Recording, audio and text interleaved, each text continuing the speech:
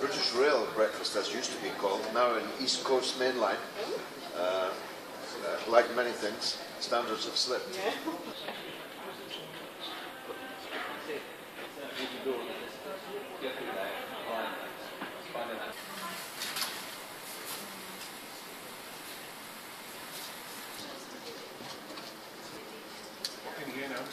The interminable Hugh Edwards loop.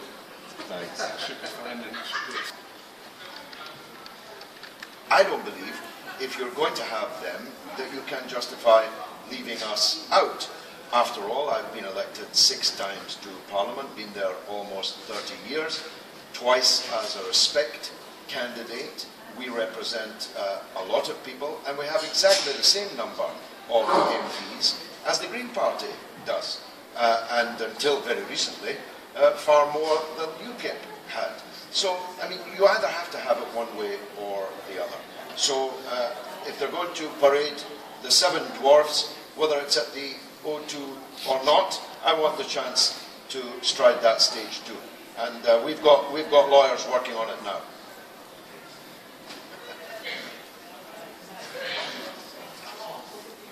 No one's asked us how many candidates we are running, and yes, kindly, 25 at the moment, and we hope it will be considerably more. And if I could get on the stage in the leaders' debate, I assure you we'd get a right few votes. So it's just not fair, this scheme that has come forward, but neither is it logical or rational, and won't stand up to any court examination in my view.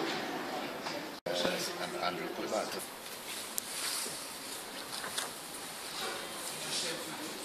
Galloway in the streets, that the meeting, the choice was packed by the still existing Bradford system in Bradford, whereby people are chosen not on the basis of their ability or even their ability to win the seat, but on the fact that their grandfather came from the same village in Mirpur in Kashmir as your grandfather did in the early 1960s. And as we proved in the Bradford West by-election, that's just not good enough. Were you surprised by the Labour Party agreeing to it, basically, tacitly going on?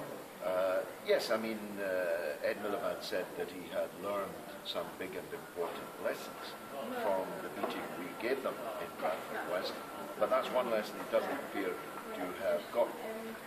I assumed that the Labour leadership in London would pick the candidate in Bradford East, and in Bradford West for that matter. But the suspicion is that Braddorism picked Imran and is going to pick my opponent if and when they ever get around to choosing him. English votes, what are your thoughts thus far? Well, it's all about definition. What is an exclusively English matter? For example, the National Health Service is a devolved matter in Scotland, but clearly what happens in the National Health Service in England has a knock-on effect in the National Health Service in Scotland. So I think the Scottish nationalists, for example, are entirely within their rights to say we are going to vote on English health matters because if something really bad happens to the NHS in England, it's going to affect us. But of course, if there are exclusively English matters, then exclusively English MPs should vote on. And what do you feel is a future hold?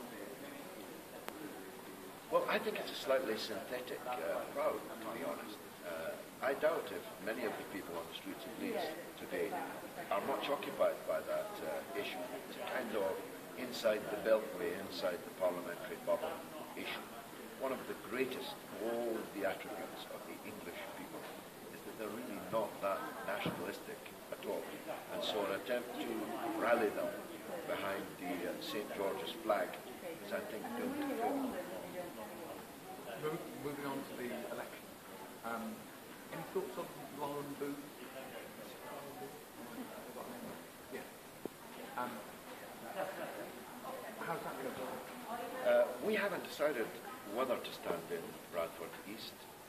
There's every chance that we will, and if we do, we'll look to field one of our best and one of our highest profile candidates. Lauren Booth has been with us a long time. There are others, Yvonne Ridley, and others that I'm going to keep from you, tantalisingly, that are potential candidates in such a contest. But we haven't made a final decision on exactly which of the constituencies we stand in. It will partly be tied up with the issue of the leaders' debates. If I'm to be on the leaders' debates, and our legal advice is that I should be, then we'll get a lot of votes. That means we need a lot of candidates. So how many are you thinking of doing? About 25 at the moment, but if I was on the leaders' debates, I would have to multiply. It need to be a three-figure number, I think. So this is a really crucial question. Yeah, I haven't quite. It is. Sort of clocked. If I could get on the leaders' debates, we would obtain hundreds of thousands of votes. I'm absolutely sure about that. But if we don't, it will be not for the want of trying, including right up to the High Court. So you're thinking about taking it right there? Absolutely, because there's simply no justification for excluding us. We have one MP, the Greens have got one MP. You can't have the Greens in the debate and not us. You can't have separatist nationalist parties in the debate, but not Irish unionist parties in the debate. So the broadcasters have got themselves into really quite a tangled web here, and there's only two ways out. They either have a debate just between David Cameron and Ed Miliband, or they have a debate involving the parliamentary leaders of parties represented in the House of Commons, in which I've sat for almost 30 years. How do you think David Cameron and Ed Miliband and Nick Clegg perceive you? I think they'd be scared of me in a debate. When I was campaigning for a no vote in the Scottish referendum, which I'll remind you we succeeded in, the last thing in the world the leaders of the SNP wanted to do was be on a stage in a debate with me.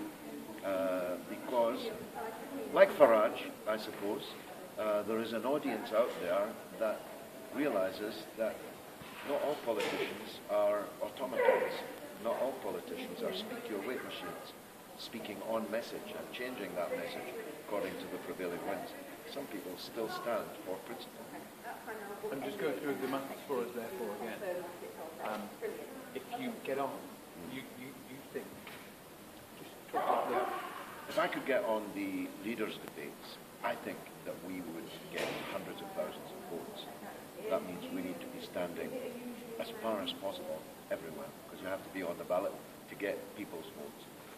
And if we don't get on the leaders' debates, then I think the court will stop the debates going ahead, because with one MP, we're exactly the same as the Greens, and we stand everywhere in the country, unlike the Welsh nationalists and the Scottish nationalists. So whichever way you look at it, the broadcasters are going to have to include all of us or none of us. Okay? Fantastic. Thank you very much. Welcome in.